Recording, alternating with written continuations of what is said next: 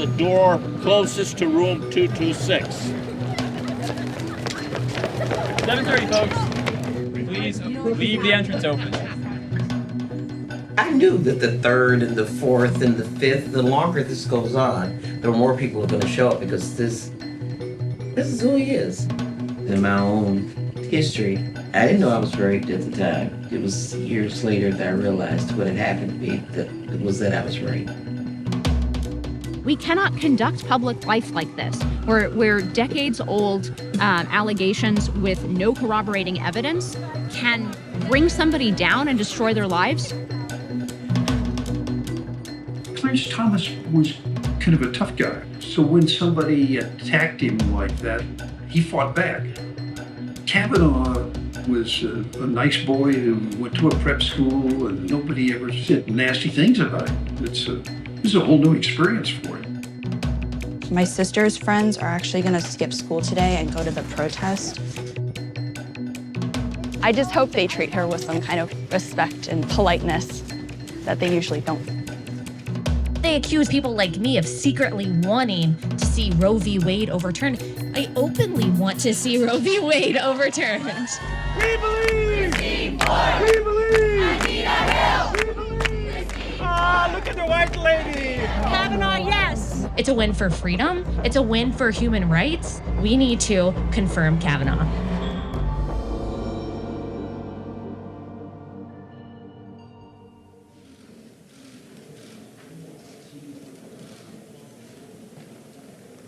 Do you swear that the testimony you're about to give before this committee will be the truth, the whole truth, and nothing but the truth, so help you God? Thank you very much. I am here today not because I want to be. I am terrified. I am here because I believe it is my civic duty to tell you what happened to me while Brett Kavanaugh and I were in high school. I don't have all the answers, and I don't remember as much as I would like to.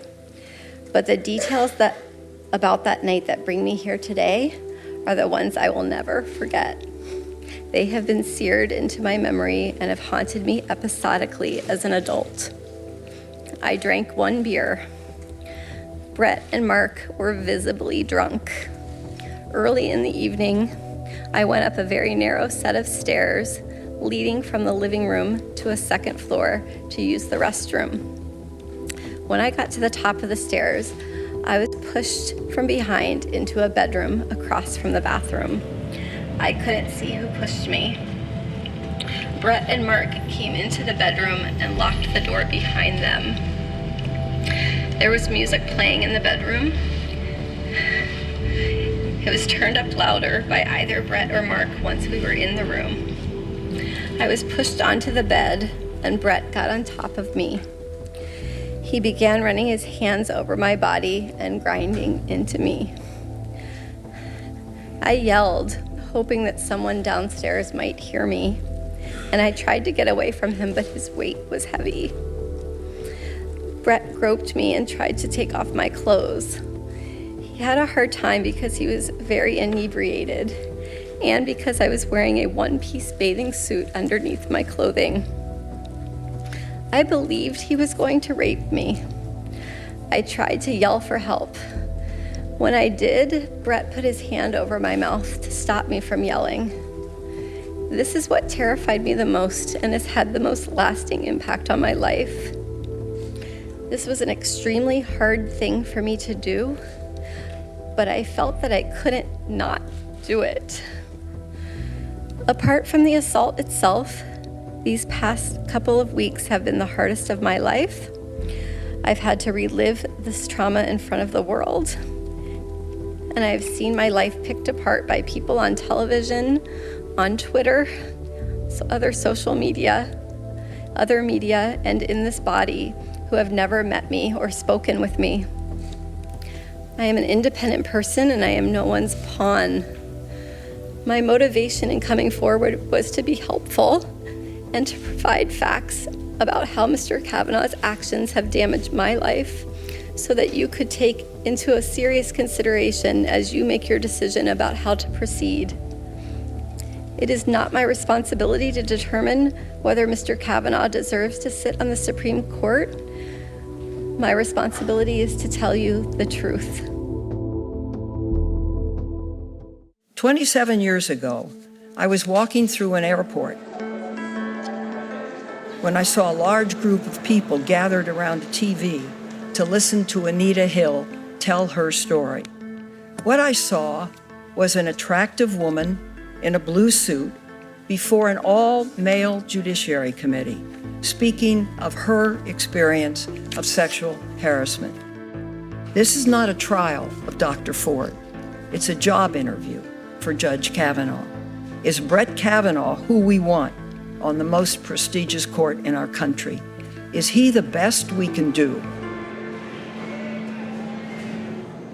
I think that the liberal media is paying this woman to come out with this information because Trump is doing very well for our country, and this is just another attempt at taking him out. Do you think there may be a potential for a small amount of truth coming from Dr. Ford? Maybe a smidge, but at that point in time, how old was he? Do we have to start keeping track of what we do when we're 12 years old if we're going to at some point go and try to be on the Supreme Court? Are we going to is that what we're going to have to do now?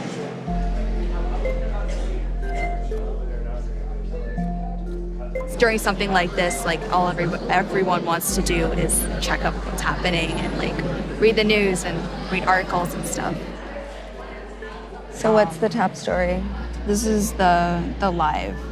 And then Brett Kavanaugh's confirmation fight exposes major problems with the nation's most powerful court. It looks like it's hard to get updates. It is, yeah. What does that feel like, that this big news event is going on and it's almost like a Twilight Zone in your classes? It's both like nice and also kind of annoying because I'm like really impatient and I really want to check my phone. Ms. Mitchell, you have my 5 minutes to ask questions. Good morning, Dr. Ford. Hi. We haven't met. My name is Rachel Mitchell. Nice to meet you. I just wanted to tell you the first thing that struck me from your statement this morning was that you were terrified. And I just wanted to let you know, I'm very sorry. If you were on the committee, would you want to have a chance to ask those questions, or would you be supportive of this idea of having this outside attorney do it? It's appropriate for the senators to ask the questions because they're the ones that, in this particular case, have to make a judgment on the judge. I've never seen this where one side has an attorney for the committee ask the questions and the other side ends up asking the questions themselves. When we spoke, and it became very clear how deeply you felt about this and the need that you wanted to remain confidential. Can you talk a little bit about that? I was calculating daily the risk benefit for me of coming forward and wondering whether I would just be jumping in front of a train that was headed to where it was headed anyway, and that I would just be personally annihilated. What do you think? Okay, I think something happened to her. I sympathize with her. She's obviously, this is really hard and emotional thing to do. Nobody would ever want to do that. But watching that, you don't believe her to be lying. No, but I actually didn't believe she was lying before either, or at least, so I don't know. She wasn't lying, but you think know. that she might be mistaken. I think she might be mistaken because all of the corroborating evidence goes against her. It has become this political death match where we are seeing intense political battle where people might, where Dianne Feinstein might, leak or put out an anonymous statement and basically force a sexual assault accuser to go public. You call it a political death match. If Brett Kavanaugh is killed in this death match, what next? I think it will be politically weaponized by both sides. I don't think that the left can think that they can take down a man like Brett Kavanaugh with uncorroborated allegations and not think that the right is going to do the same to them. We are still in a he said, she said situation, but I'm curious to know if you think we live in a time now where the she said part is given more credence than when Anita Hill came in front of the Senate Judiciary Committee. We have lived in a white supremacist patriarchal society for longer than either of us have been alive. And bringing down that institution takes longer than 27 years. I am not sure that this is not just a big show to do what they want to do anyway. Do you think there'd be as much support as there's been for Dr. Ford if she were Black? You know, I am not happy that Dr. Blasey Ford is a white woman, but I hope that her coming forward will inform the majority of white women who supported a blatant rapist, molester in our current president. That I hope that it will inform them. I hope that they will be moved as much as Black women have been moved. What is the strongest memory you have? Strongest memory of the incident, something that you cannot forget. Take whatever time you need. Indelible in the hippocampus is the laughter, the uproarious laughter between the two, and they're having fun at my expense. Some of the things that are alleged against him are pretty intense. Do you hear rumors about things like that? Yeah. Yeah. I think they could definitely 100% happen to me, just like based off of statistics. In general, they'll definitely probably happen to me at some point in my life. Why do you think nothing's changed it's been over 30 years? Our general education hasn't changed in terms of things like consent and sexual assault and sex ed. We don't really have that. We still don't really have that. And I think that people being scared of talking about things like this leads to more bad things like this. I guess what we're asking the American people to do is to, number one, step outside of our quest to know for a fact whether it happened, and just simply say, look, there are 9 people sitting on this court. You know, should we install someone there where there is some doubt? So let's just be nice to her. Dr. Ford, I can only speak as one of 21 senators here, but I thank you very much for your testimony.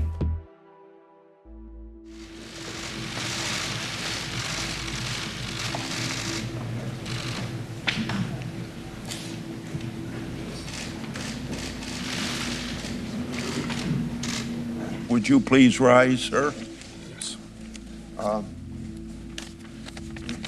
Do you affirm that the testimony you're about to give before the committee will be the truth? This is my statement. Less than 2 weeks ago, Dr. Ford publicly accused me of committing wrongdoing at an event more than 36 years ago when we were both in high school. I denied the allegation immediately, categorically, and unequivocally.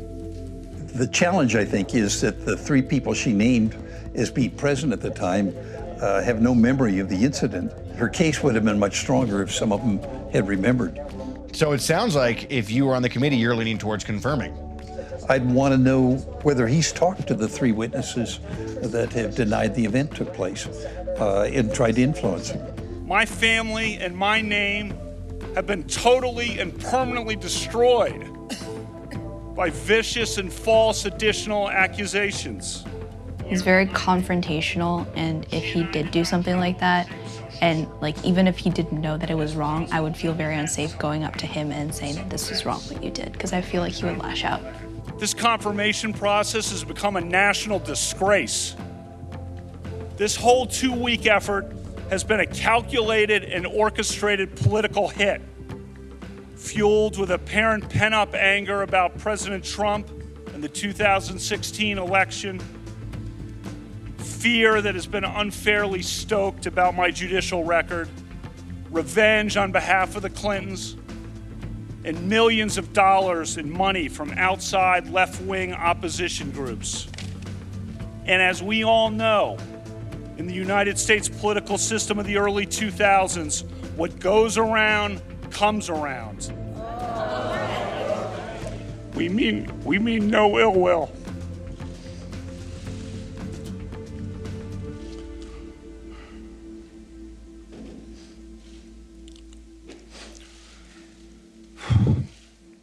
For the last 26 years. This is why you need to hear from both sides. This is why we have due process and a hearing. Because this can destroy his life too. I categorically and unequivocally deny the allegation against me by Dr. Ford. Dr. Ford's allegation is not merely uncorroborated. It is refuted.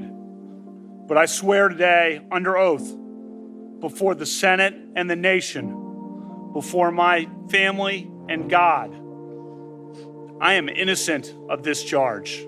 I've got a suggestion for you. Right now, turn to your left in the front row. To Don McGahn, counsel to President Donald Trump. Ask him to suspend this hearing and nomination process until the FBI completes its investigation of the charges made by Dr. Ford and others. I welcome whatever the committee wants to do because I'm telling the truth. I want to know what you want to do. I'm telling the truth. I want to know what you want to do, Judge. I'm innocent. If you wanted an FBI investigation, you could have come to us. What you want to do is destroy this guy's life, hold this seat open, and hope you win in 2020. You've said that, not me. You've got nothing to apologize for.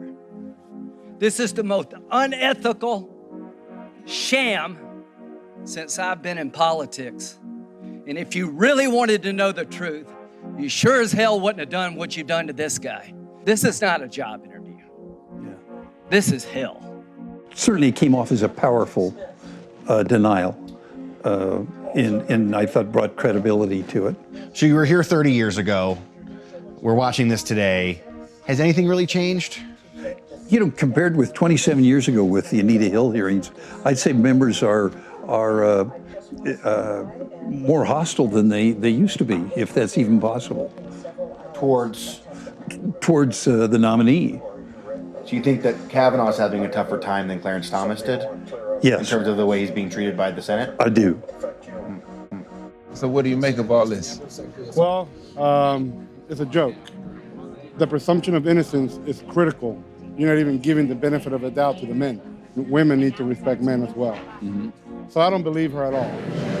Is America going to be different tomorrow as a result of what we're watching right now? You know, you would hope so, but we are a nation of tribes right now, and I don't think one event's going to change that. Is there anything that you did in high school that you don't want to come out right now? Of course.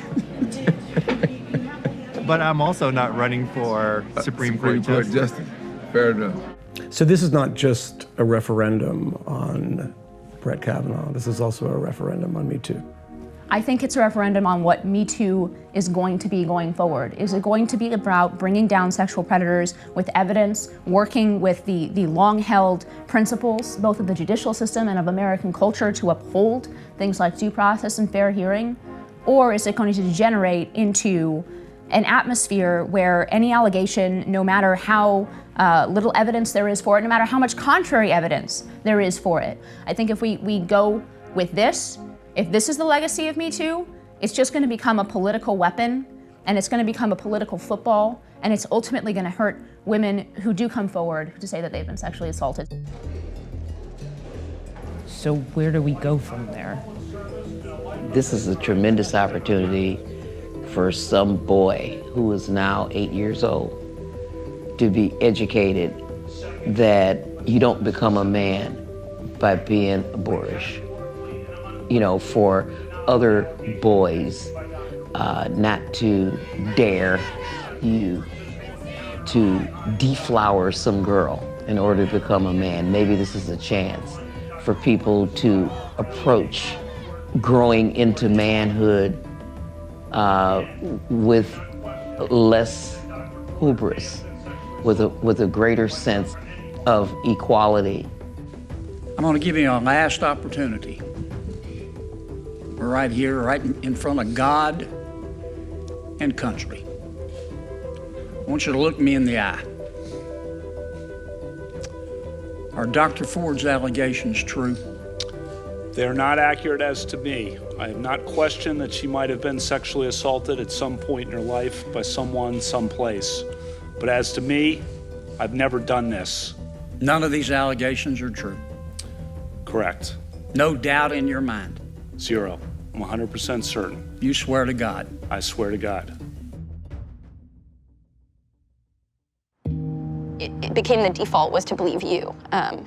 And I became this source of problem in our community, this source of like a incongruity. No one could imagine you. I didn't want to see you like this. No one could imagine you like this. And it was easier to dismiss it.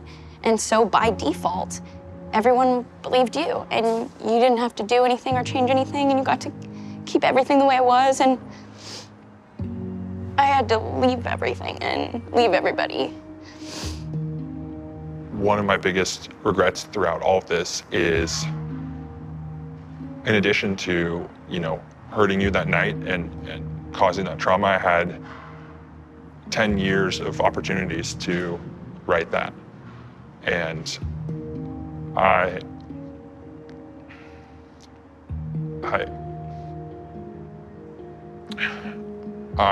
discarded you in this process, and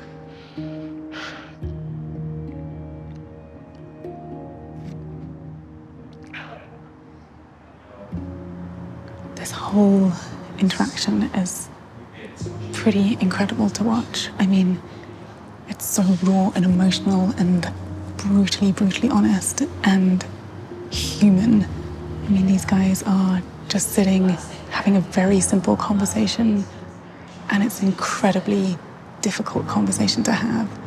And yet there's so much humanity and somehow understanding and forgiveness here. At that point in time, there was just two words for this. There was just victim and rapist, and I don't think either of us wanted to be either of those things.